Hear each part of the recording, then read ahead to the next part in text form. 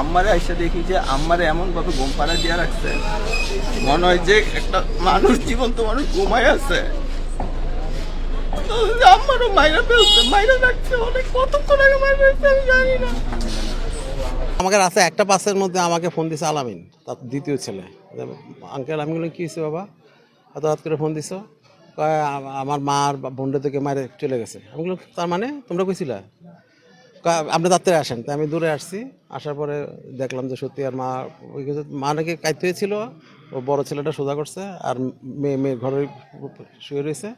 তো এমন তেমন কিছু দেখিনি, আমি হালকা শুধু রক্তের একটা শার্ট দেখছি পাশে। তো এরপর বললাম, তারা বলতেছে যে করলাম আর কি, ব্যাপারটা কি কি মনে করলো। তাদের এখানে একটা লোক 8:08 ঢুকছে। হ্যাঁ, একটা লোক ঢুকছে এবং সে 11:20 বেরোয় গেছে, আবার 11:34 ঢুকছে। সিসি ক্যামেরায় এটাতে বাচ্চাদের স্কুলে 1টা পর্যন্ত এটা মোটামুটি থাকে, এরপর আর থাকে না, বন্ধ হয়ে যায়। সেক্ষেত্রে সর্বোচ্চ 1টা পর্যন্ত থাকে। তো এই সিসি ক্যামেরা যতক্ষণ ছিল ততক্ষণ সে বেরোয় নেই। পরবর্তীতে পুলিশও এসে দেখছে যে কথাবার্তা তারা তাদের মধ্যে বলতেছে যে মোবাইল ট্র্যাকিং বোঝা যাচ্ছে যে এই 1:30-2:00 মধ্যেই মানে তাদেরকে হত্যা করা হয়েছে এবং এরপরে তারা চলে গেছে এখান থেকে। আমার আম্মু এবং আমার ছোট বোন বাসায় ছিল।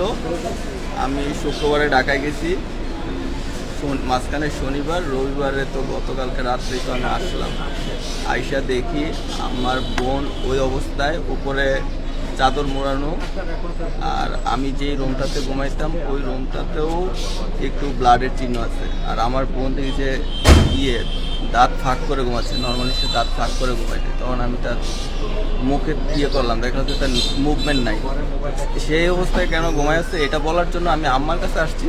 আম্মারে আইসা দেখি যে আমারে এমনভাবে ঘুম পাড়া দিয়ে রাখছে, মনে হয় যে একটা মানুষ, জীবন্ত মানুষ ঘুমায় আছে। আমারও মাইরা ফেলছে, মাইরা রাখছে অনেক, কতক্ষণ আগে মাইরা ফেলছে আমি জানি না।